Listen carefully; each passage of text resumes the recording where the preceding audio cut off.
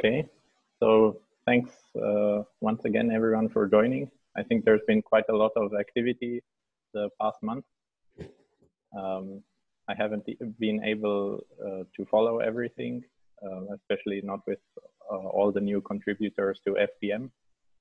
So yeah, I look forward to hearing what's been going on. So following the agenda, I'll pass the word to Andre. Cool, I'm going to share my screen. Oh, would you mind enabling screen sharing? It's somewhere in, let's see. You can share. What? I think I've enabled it. Okay, let me see. Awesome, and I'll share my whole desktop. Cool, let me know once you can see my screen. Yeah, I can see it. All right, so I'll share some updates on Fortran that we've done the last month. So the main, I would say, improvement is that Fortran now works in the Jupyter Notebook again, and that's the C++ implementation. The production implementation of Fortran works in a notebook, and so I'll just show you how it looks like. This is the same notebook that was used for the Python prototype implementation from a year ago. And this time it runs with the C++ implementation, and it's every cell runs exactly as before. Plotting is disabled because we are designing it properly so that it doesn't, in the past we had this plot kind of a magic function. We are now designing it so that it works with any, in principle, any Fortran compiler down the road. And yeah, so essentially at this point we reached the parity with the Python prototype. So we are very happy about that, and I can show you some new stuff that the C++ version can do.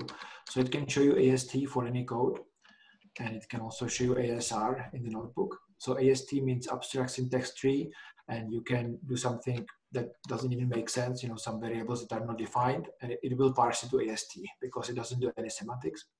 And then the ASR level, if you do something that you know, you use a variable that's not defined, you get a nice error message underlying what the problem is, and with some message. And so if you get ASR back, ASR means abstract semantic representation. If you get it back like that, it means that it's a valid Fortran code and everything is figured out, and you can pass it to a backend. A backend can do something with it. So we've seen these. Then also you can now call the C++ backend from the notebook. So you can play with some Fortran code and see what the C++ backend produces. You can pass it a full program, for example, and you get the C++ output out of it. As well as you can do the formatting. So if you have like a one-liner in Fortran, you can format it like that. So so we are very happy about that. And then let's see, I wrote down what I want to talk about. Okay, so next one is, well, first I'll mention the parser can now parse most of Fortran 2018. It's just the parser, not the rest of the compiler, so we are still working on that. But the parser itself should parse actually all of our, all the production codes that I tried it on. I'm sure there'll be some, you know, you'll discover some bugs if you try it on your code, but if you do, please report it. At this point, it should be able to parse it. So that's also a big milestone. And then we also wrote an x86 machine code generation backend, and I'll show you how that works. So I kind of wrote kind of like a benchmark, a little benchmark. Essentially, the way it works, it calls these subroutines, and each subroutine just does some for loop and assigns the output to the variable. And the main code just you know, sums it up and then prints it to the output. And so we can now run it through so if I run it through so I'll first show actually G-Fortran. If I run it through G-Fortran, so it takes about 8 seconds to compile. It's about, we can look again, I think it's maybe 100,000 lines. It's just to kind of see how fast we are, relatively speaking. So this will be finished. Okay. Oh, well, I guess it took 15. It took 8 seconds just a minute ago, so I'm not quite sure. But it's about 100,000 lines. So now if I do the LLVM backend in Fortran, that's kind of the default backend. Last time I tried, it took about, I think 5 seconds or 8 seconds. And then when we do the, you know what, I think it's slower because I'm on the Zoom. That's probably why. And then when I do the x86 backend, it's done in less than half a second. And so if I run it without the Zoom running in the background, it's actually, G4 is about 8 seconds and the x86 backend is about 0.3 seconds. So it's many, many times faster. So that's kind of the motivation. And it's interesting, LLVM is slightly faster than G4, but not by much. It's kind of the same. And also, obviously, this is, you know, I'll show the benchmark here. It's an artificial benchmark. So, you know, one should not draw too much conclusion from it, but it's very encouraging. It's something I was hoping that by essentially Fortran has a very fast parser, very fast, you know, all the stages are very fast, and the x86 backend, it generates machine code directly. So, and the idea is that it will be used in debug mode, where you don't care so much about the speed of the final output. I can show this is the x86 backend, and if I run it through G4tran, it will, you know, you'll see that the formatting of it is a little bit different, so you can see that I'm not cheating. That it really works. This will be very helpful with large production codes in debug mode. This should allow to compile them really, really fast. You can see now when I run the executable compiled with G4tran, you can see that it's indented a little bit differently. So you can see that it's working. So that's the x86 backend. Yeah, and I think those are most of the changes in the last month. And for the next month, our goal is, so we also have a kind of a very preliminary implementation of being able to use G4tran module files. I can show a very simple demo of that also, so that you can see what I mean by that. So I have a precompiled module file from G4tran. And so Fortran can now parse it to ASR. We are still working on it. It's not fully working, but it already parses, you know, some of the functions that are in there. And the goal will be that once this is finished, Fortran will be able to use any module compiled by G4tran, which means you'll be able to use it with production code very soon. You will compile it with G4tran, and then you can do Fortran and use modules, you know, any module actually. So we are very excited about that also. I think that's all I have. Any questions? Andre, very nice. I just want to say you invented a new kind of benchmark, which is which compiler is the fastest when Zoom running in the background. Yeah, there you go. I had a quick question about interoperability with the G4tran module. Yeah. So you're parsing the mod file. Yeah. Does that mean that Fortran is ABI compatible with G4tran?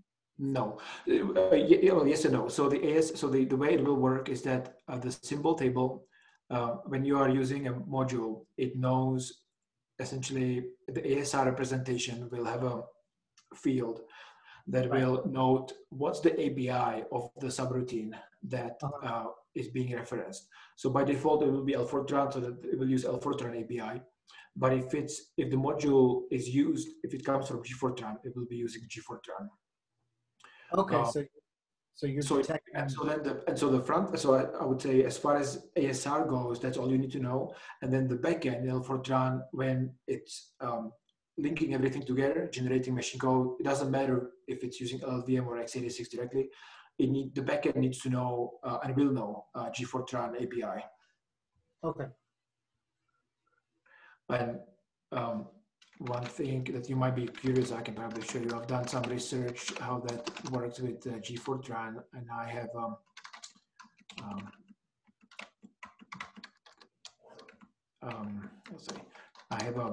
kind of a prototype Python implementation of that from about a year ago, and I've done.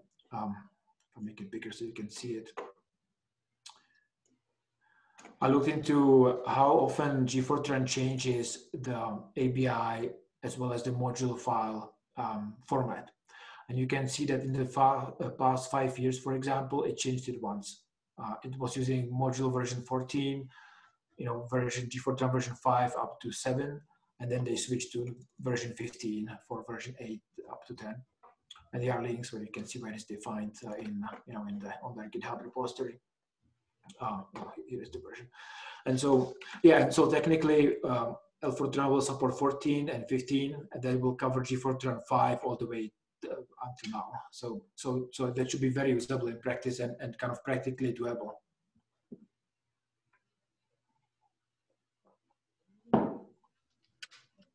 Any other questions? Thank you, Andre. At this point, I'd like to welcome Valentin Clemont. I hope my pronunciation is okay. He's at ORNL, and he's gonna tell us what he's working on. I think that's FLAC and CLAC, and I'm looking forward to learning what these are exactly. Welcome, Valentin. Thank you. Yeah, so I'm working as a compiler engineer at Oak Ridge National Lab. And so we have two projects going on.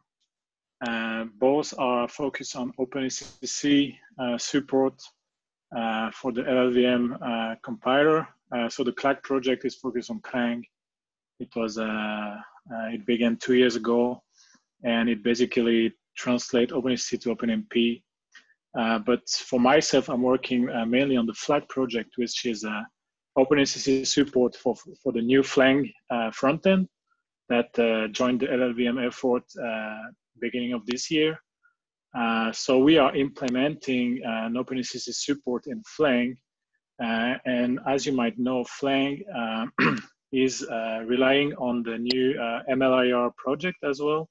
That is also an LLVM project where you can define different dialects, so different intermediate representation with different abstraction level. So Flang has its own intermediate representation built on MLIR that is called FIR, so Fortran Intermediate Representation. And we are mixing this with a new OpenACC dialect that is also based on MLIR. So you have basically, when you use the Flang frontend, you can produce a mix of FIR and OpenACC dialect. And then from there, you will lower that all the way down to LLVM-IR. And then use the rest of the LLVM workflow to have an executable code. So we are more or less at the beginning of the project, but we already have a full working parser and semantic checking, both for Fortran, of course, and Fortran with OpenACC directive. So that works. That is available in the upstream LLVM project. And we are now working on the lowering from the Flang AST down to MLIR. There is already a couple of OpenACC construct that you can use and that can be translated to MLIR. I guess in the next months we will have the full AST lowered down to MLIR with OpenACC and FIR. And then of course we have all the work to do to lower that all the way down to LLVM-IR. So we don't expect to have something working before next year, but we are on the right way, I would say. For those of you who might have tried Flang in the past, it's now getting more support. I would say that we will see in the next couple of weeks that all the lowering will be upstream. So you will have a full, at least Fortran 77 compiler. And then from that, we plan to build all the rest of the support to lower all the construct from Fortran to MLIR.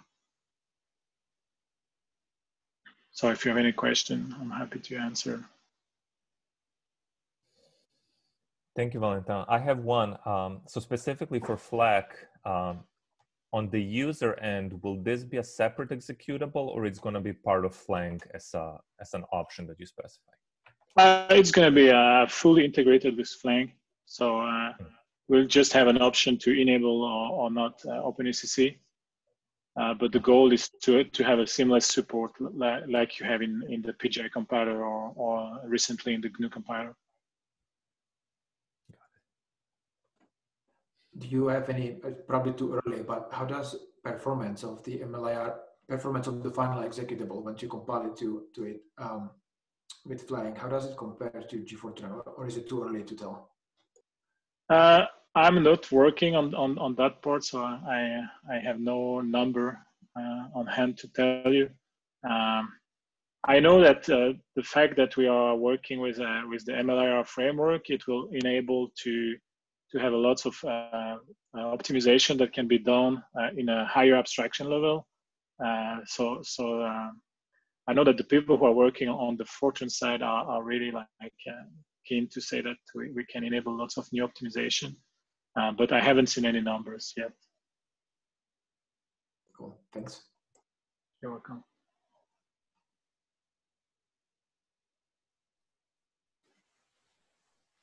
So any remaining questions concerning compiler development? Sounds like we'll soon have two options to run Fortran on GPUs. Yeah, hopefully. Yeah. So if not, I would continue our discussion with the standard library. And I think Arjen, sorry if I mispronounced your name. That's right. So we're keen to hear what's going on with the operating systems module. Yes, some time ago, Martin Deal made a start with that, and it was limited to Linux, and I offered to extend it to Windows. Actually, three platforms there: plain Windows, Cygwin, and MinW.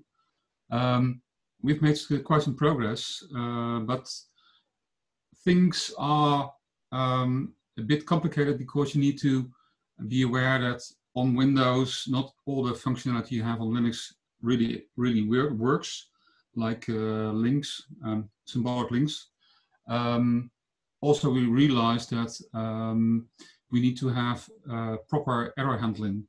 So the using program can handle the errors itself, or we can leave it to that library, so the program would stop.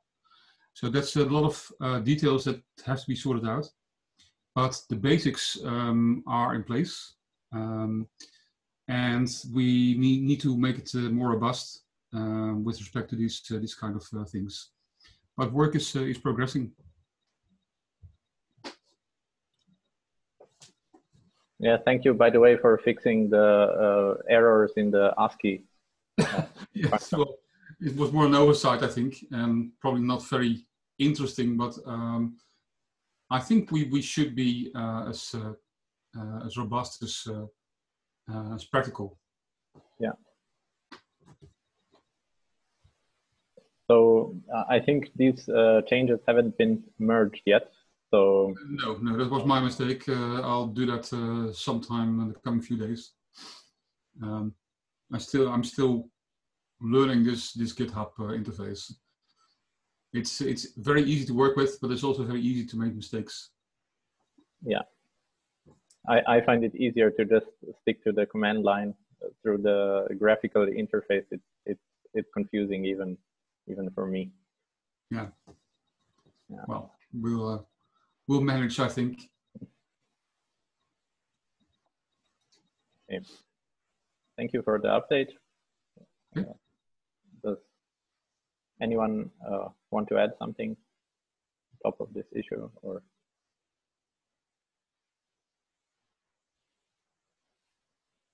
If not, then I would ask William and Milan if they want to briefly let us know about the logging module. Well, William, you want to go ahead? Yeah. We've been working hard on the logging routines. We've made significant progress. Milan and Jeremy, and I think think it's ready to be put into the core library. There's some minor things I'd like to do with it, but that can wait.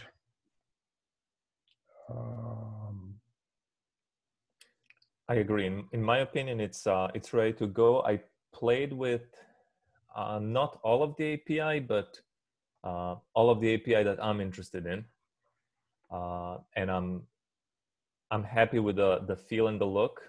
It works.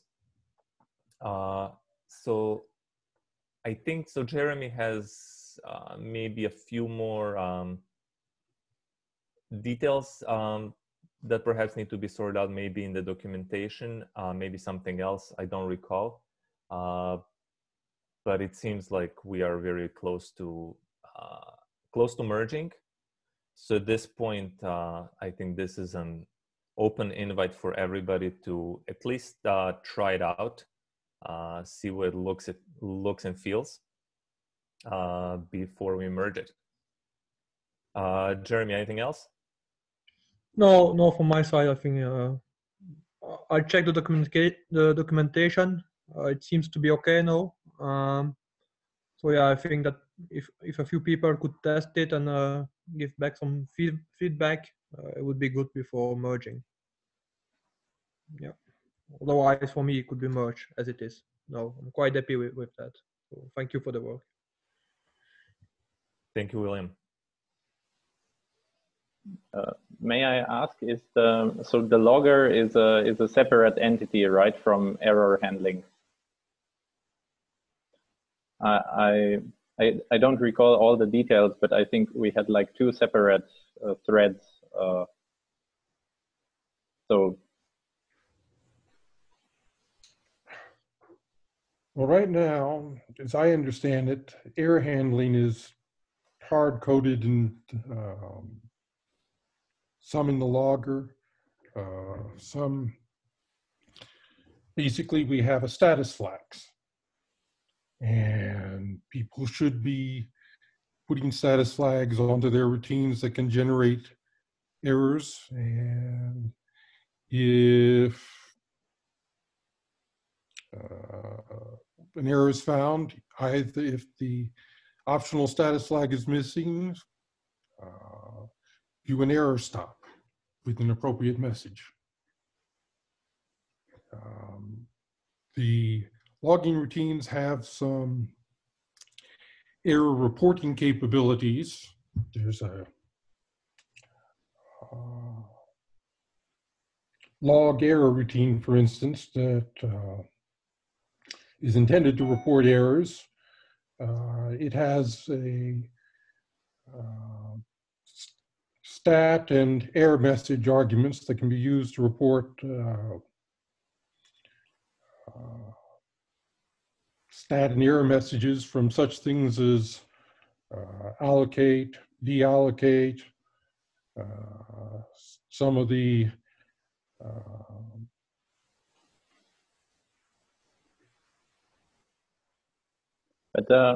So if I may interrupt, so I think Sure. Initially your motivation, right, to work on the logger was to use it in other parts of stdlib. Am I right, or? It was my original intention, but people discouraged that, so I'm not doing that at the moment. It could be used if you use it and the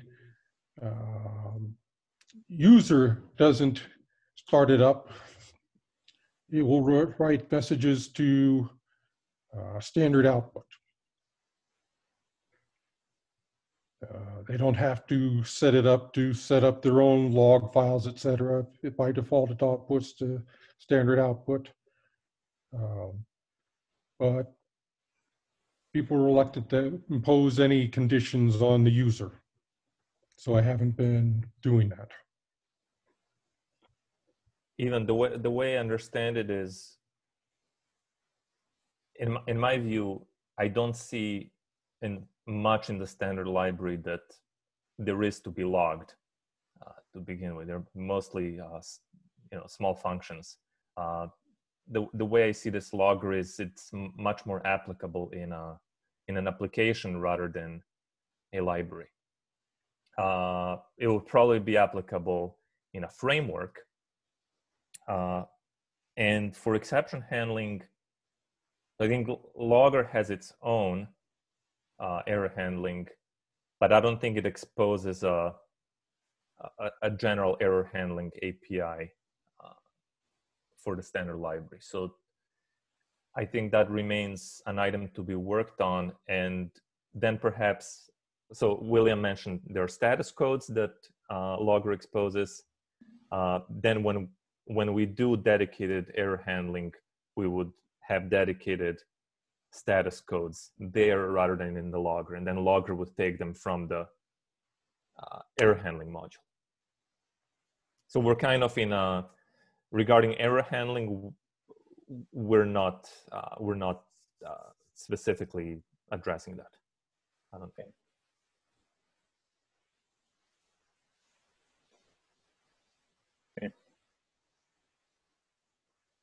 So I think we can continue then.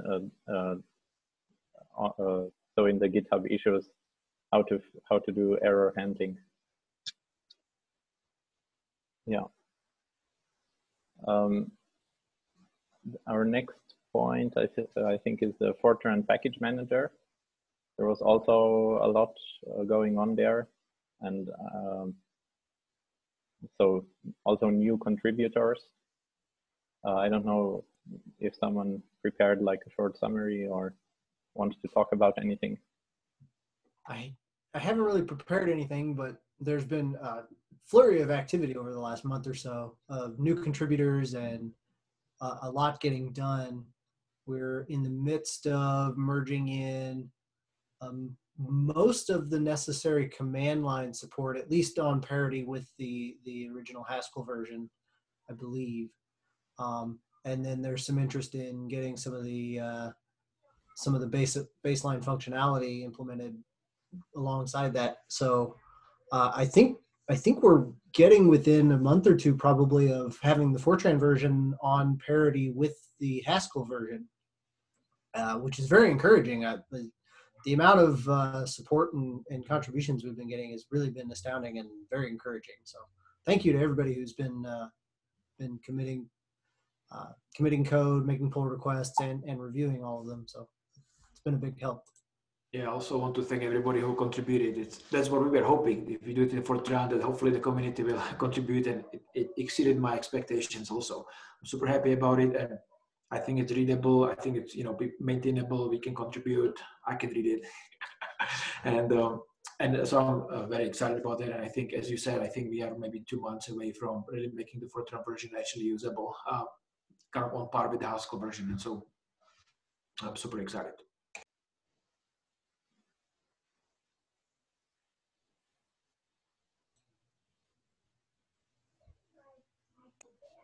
I think that was all that I had to say about it. So if there's any other questions or anybody else has anything they'd like to bring up, go ahead.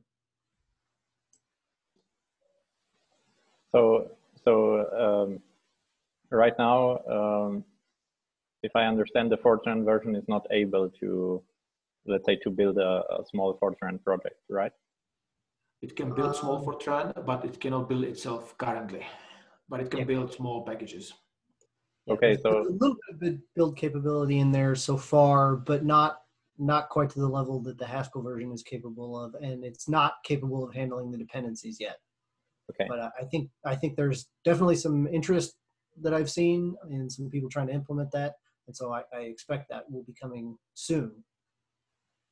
Yeah, I've been quite happy to see how it has that they made people gather all the different command line interface libraries and introduced people to them. So it seems our plan seems to be working.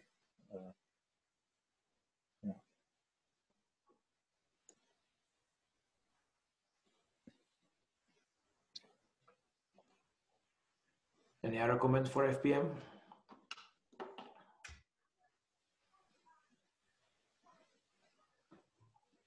If not, we can go to the J3 Fortran proposals. There I have a few things. We can start, if you don't mind, we can start, for example, with the namespace for modules. I'll share my screen again so that we can all see the same thing. Let me know once you can see my screen. I see it. Okay. There you go. So I guess it's issue number 1. It's the first one I created. The idea is simple. The idea is that when you use a module, currently in Fortran, it imports all those variables and functions from the module into global space or your space, wherever you use the use. And the idea is to allow to import the module as a namespace, which means it would import it as utils, and then that's the only symbol being imported, and the rest you have to access like that.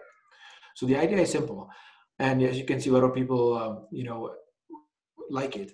But the tricky part is how to actually kind of agree on the syntax. And so I have kind of collected all the proposed syntax that people have proposed in the past.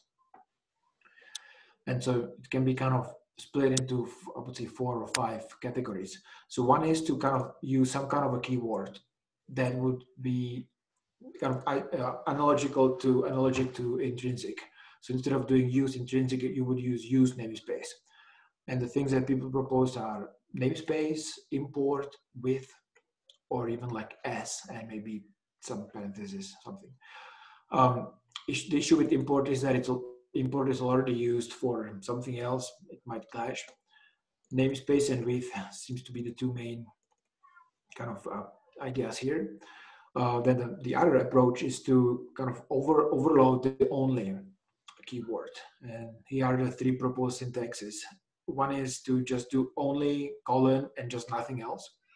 And that would mean that it only imports mylib as a namespace, maybe without the colon. Or another idea is to use mylib, only mylib. Essentially, you kind of import the symbol itself. Although, yeah, there might be issues with that if, But another idea is just a different syntax. So you would use mylib, and then you would use some kind of, kind of renaming like that. Another actually really great idea is use namespace mylib like that. It's very easy to type, no commas, no colons. As Peter Klossler mentioned, this will not work in fixed form Fortran because in fixed form that you don't have spaces or they are not significant, which means it becomes ambiguous. So it's and I mentioned that we have an issue open 108 for maybe, well, discussing, I guess, what to do with the fixed format down the road. And maybe one idea is to maybe propose new features that would only work in the free form, but that's a separate kind of decision to be made. And I think people might not agree with that. And I don't even have an opinion on that myself. So until then, we cannot use the use namespace mylib as in, it just would not work. And then, and finally, the last kind of option is to use a keyword like with mylib. Essentially, instead of using use, you would use with. That's doable. It's short, simple, but as somebody, somebody I think remarked correctly, I think Dominic, is that, and I sort of agree that in Fortran you include modules using use. So using some other keywords like import or with just kind of complete, kind of adds more complexity to the language. So it's a good point. My own preference, I think, really is just the original use namespace mylib. It's, and one thing that William, and so one thing that William did is he sent a pull request with an updated proposal for this. And in there, he decided to use with. One thing and we had a discussion back and forth, and I was hoping we can discuss it here, is that it wasn't clear to me, like, I was trying to figure out what's the with, like, what's the motivation for the with? Like, how does, Is it so? Like for example, for the namespace, I can justify to call a namespace by saying that the math module is imported as a namespace. So that's where it comes from. And I was trying to figure out if we'll go with the with. What's like in English? Like how would you motivate to call it with? Is the idea that you are you use the module entities with the module name? That's where it comes from, or does it come from that the code that contains this line is used with the math module? That's a question for William, I guess.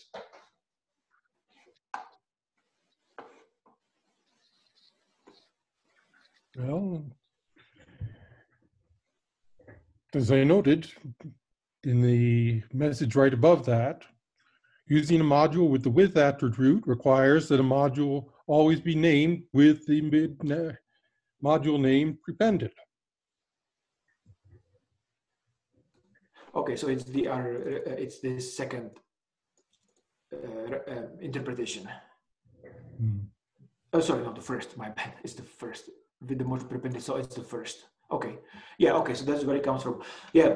I would say so what I like about with is that it's shorter. It's a lot shorter to type, and it's something that in Python, for example, I import modules as namespace all the time.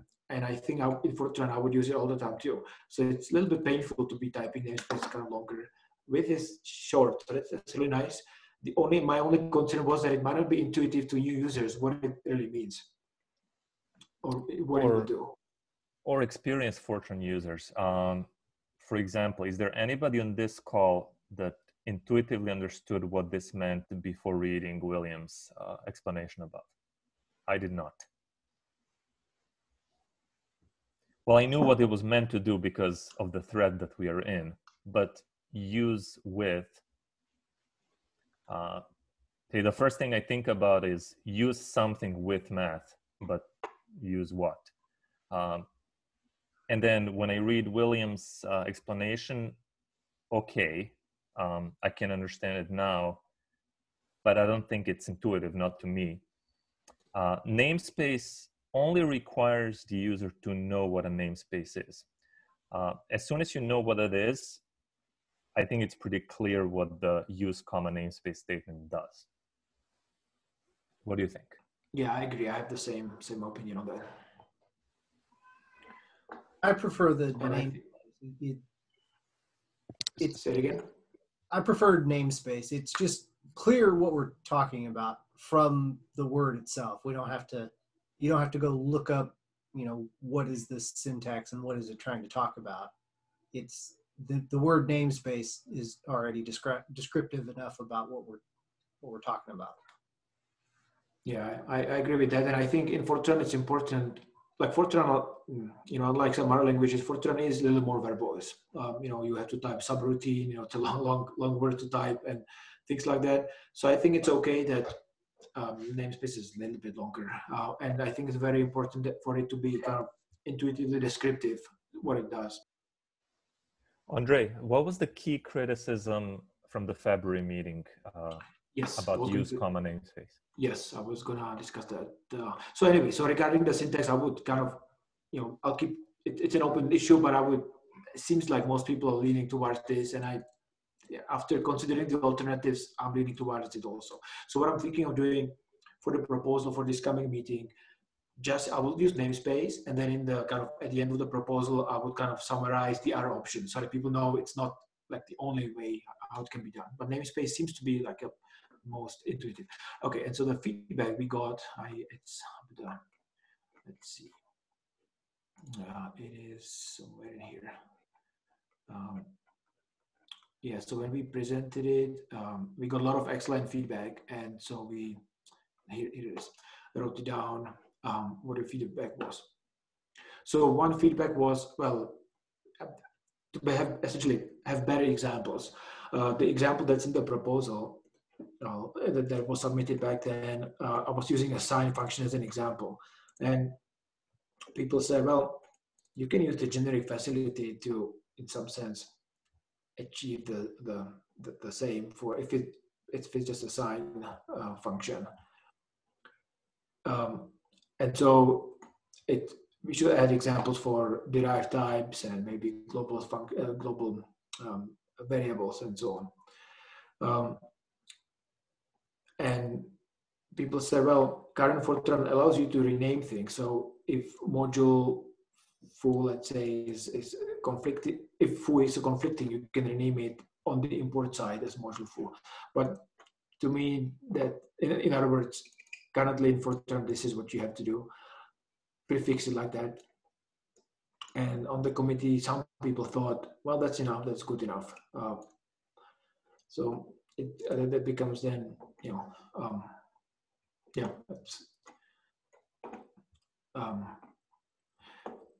And consequently, this is not very compelling because it does require to change the standard a little bit. And so why do that if it's not needed? That was kind of the some of the feedback we got. One is that they don't, okay, next one is, that's actually an important issue. How do you actually access the element? So I was using the derived type style %, but one committee member, I think, didn't like this. And he said, maybe use colon. They don't like a dot, possibly. But then some compilers use colon in error messages, so it's just complicated. And maybe some backtick apostrophe, so it's just, yeah, I'm not quite sure exactly why he didn't like the %. I forgot that point. It seems the % is the most natural to use. Okay, some people liked it. Some people like that. I'm just trying to think if there was anything else.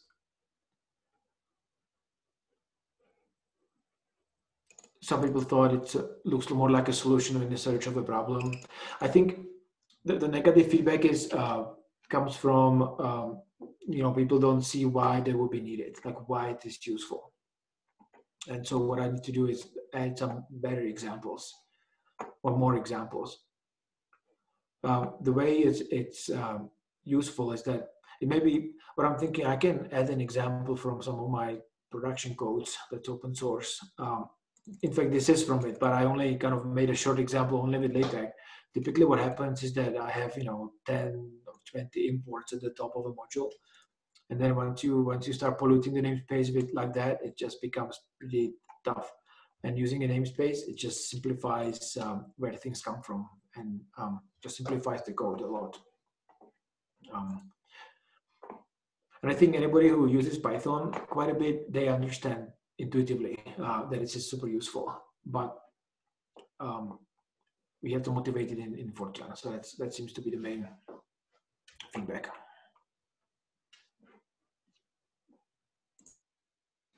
You don't think there's potential confusion with the namespace keyword?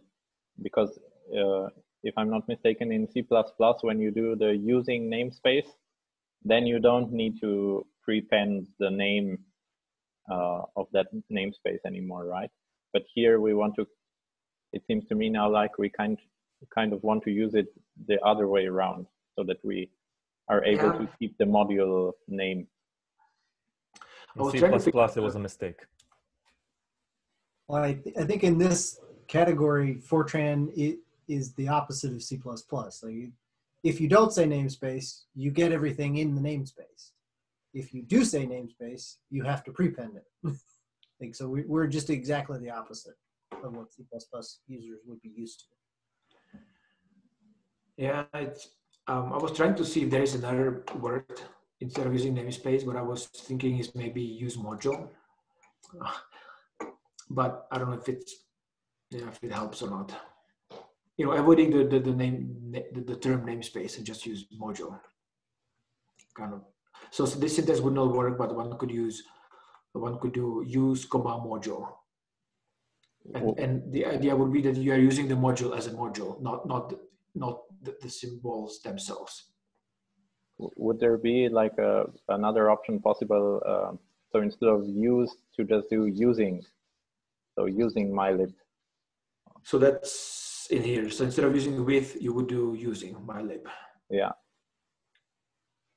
Although maybe it's again confusing, then what's the difference between use and using?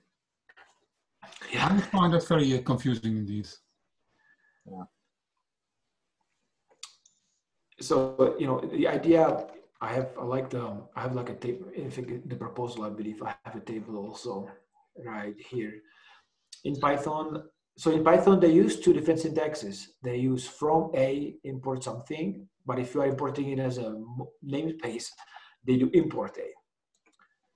So and so in Fortran we use A only something that's essentially corresponding to that. So we could use a different syntax to import a module as a module. I mean, Python does it, and we could do that too. We could do only. Well, that's probably, I don't know if it's going to work, but if it's, like in Python, it's from A, import something. So we use A only something, so we can do only A. That would only import A.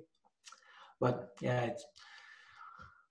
I wish Fortran, when they designed that use syntax, I wish they thought about this back then and kind of figured out the kind of naming conventions back then. It's kind of hard right now to kind of finish it up, but it seems that that usage is just missing, and it'd be super helpful to do that. So I don't know. I'm going back and forth on this. I've been, I proposed this I think almost a year ago, and I've been going back and forth on the naming. I'm just, some days I think namespace is great, and some other days I think that's not super helpful. So I don't know. So Andre, what happens if you have nested levels of modules? Module B uses A, C uses B, and the user uses module D that uses C, and the function is in A. Yeah, we had it. Does it look like it's in C from the user's point of view, or in D? We had an example on exactly this. It's in one of the comments. I can't find it right now, but it might be here, I think. Yeah, the idea would be that would be transitive. So you can. This is a Julia example, but it would work the same way. That. Okay. Yeah, I think Peter Gloucester asked that. And the idea would be you would be able to kind of use the % sign to get into the other module to eventually kind of transitively import what you want. I think it would have to just work basically exactly the same way it already does, right? Like, yeah, you already have this problem where if you import something from module C in module B, and you haven't, explicitly made those things private, then they're public through module B with the exact same name, right? So with the namespacing, you can actually make it clearer that this is available through module B, but it's coming from module C, right? Because everything would get imported with the name it had from module B. Yeah, I mean, the user's not going to, in general, not going to have any idea that module C even exists. He only knows about the one that he's doing the use of. Right. So I'm saying that in these upper level modules, you better not use this nameless thing. Otherwise, the name's going to get mangled to a point where the user can't find it. I think that has as much to do with being more careful about what you make public from what modules. But I mean, if you want your users of your upper level module to have access to things with, without having to prefix, the whole module path, you import them with the name properly. I mean, it's as much about module design at that point as it is about this feature. It seems to me that it should not get things more complicated. If anything, gets things less complicated because it doesn't import any of the symbols, just the module name.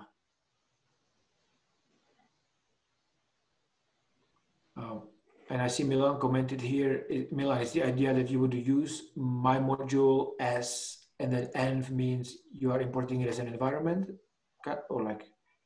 No, env is just a example short name of ISO Fortran env, just as illustration. But this is completely analogous to use only, but instead of only, you say as, and you also use colon, so you don't have to learn new syntax. You just replace only with as, and then you give the name, your desired namespace name. And so it could be ISO Fortran env if you want to keep the same. So what you're saying is this, essentially, that's a different syntax for use BSA. Yeah. And So then you what's the syntax? don't use the arrow. And how about what's the syntax for this case? It would just require you to be To rewrite it. Oh, so you would do use ASA. Yeah. Yes. Yeah, okay, I see. So that would be a little bit similar to wherever I had the list. It would be a little bit similar to, I guess it was here, to this case. Use mylib, only mylib, but you would do it as mylib. Yeah. Yes. Yeah, it's a little cumbersome to be repeating the name of the. Go ahead. Oh, it's a little bit cumbersome to be repeating the name of the module, but it's helpful if you want to rename it. In other words, in Python, this is super helpful if you want to rename it, but the most common usage is to just import it as is. I agree. I agree. It's cumbersome, and my favorite is still use comma namespace. Okay. But just to throw in one more option. Well, one thing could be use mylib as is or something like that. Or I don't know. I like the S. I thought about it too before. Yeah. So what I'm thinking is for to kind of wrap it up. This is a great idea. Also, I'll simply propose all these syntax options in the proposal to kind of consider, and maybe somebody at the committee, might be able to, or as people kind of think about it, maybe there'll be another idea or consensus what to do. It seems that namespace is the more, as kind of not ideal as it is, it seems has the least issues. Okay. Andre, also we could conduct a user poll on Discourse, on Twitter, get results, and then we could even include the survey results in the proposal alongside all these options. I like that idea. That's a great idea. So what I'll do is I'll kind of do this somehow as a poll, all of them, including yours at the end. And also I'll say, if you have another idea, just please propose it, and kind of see what. The poll might also include a question about what would you use it for. So we have a larger set of use cases. Yep. Okay, that's a good idea. Yeah. Or maybe, so one more option would be also to look at some production codes and see how much this namespace syntax would simplify imports and things. Yeah. Cool. Thank you. Thanks for the feedback. And so technically, that's I guess for William. So what we can do, William, if you want your proposal kind of as is, we can submit it like that, and I can then write up based on the feedback we'll get on Twitter and Discourse. I can then write up another paper, kind of, and the committee can look at both. That's one option that we can do. The other option is we'll just kind of all agree on just one proposal. Well, an option is to just replace with namespace everywhere. And I think have so. an example section of alternative syntaxes. Yeah, I had one comment here. You had use with math, so use namespace math, and then you had only vector. And to me, that did not make sense to do it like that. I would only allow. All right to remove that. Right. If you're okay with removing it, then I think we can just use your paper and kind of work with that. I think Milan, has control of this updates and such for this. I was new to using GitHub. Yeah, there was some permission issue, but if you are okay to merge that, then I can merge it. Okay. Anyway, looks like what we can do is, looks like we are out of time, but we can do another call for other the proposals that we are. For example, Milan, are you thinking of putting proposal for the optional arguments or default options, or what is called default value? Yeah, I think we should. And actually, William submitted an update to that as well that we haven't really touched. I skimmed through it. I think few people commented on it, but that should be resurrected also. Okay, so we will do that. I think it's this one. That, yeah. Okay, perfect. Thank you, William, for doing that. Super helpful. Thank you. It's long. Wait. Oh, I guess it's like, yeah, we'll fix it. It looks like there are like 2 proposals in the pull request, but we'll fix it. Yeah. Okay. Well, what we can do is, I think, since we're kind of running out of time, we can kind of do what we talked about, and then if there is, we can meet earlier than in a month, because I think the committee, I think the next meeting is coming up in like 3 weeks or so. We can do another phone call before the meeting to kind of finalize these proposals.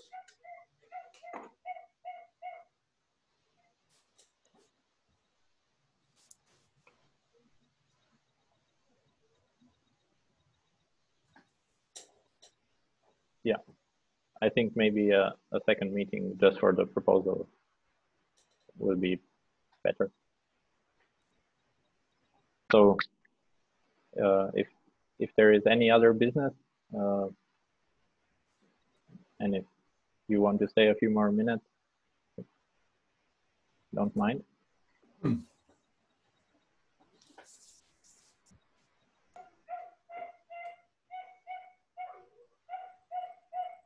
All good on my end. Yeah, it's good on mine too. I wanted to thank all of you for all the help and all the being active, both at the proposals repository as well as the Fortran Lang repositories like the FPM and stdlib. It's extremely helpful, and it's our community is slowly growing, and so if we keep, and we are still keeping the momentum. I'm super happy about that, and so all we have to do is just continue doing what we are doing, and we can resurrect Fortran and kind of move the ship, so to say, slowly move the ship in the right direction. So I wanted to just thank you for doing that. Thank you, and keep coming back to the meetings. Yeah, sometimes it's difficult to get to read all the mails that go around, but I try and do my best. Yeah, well, I think one issue at a time, then you don't get overloaded. Yeah, that's right. Okay. All right, So thanks. Thank you. Cool. Thank Well, you. Have a nice weekend. Enjoy your weekend, and we'll see you next time. Bye. good night and have a nice weekend. Bye. Bye.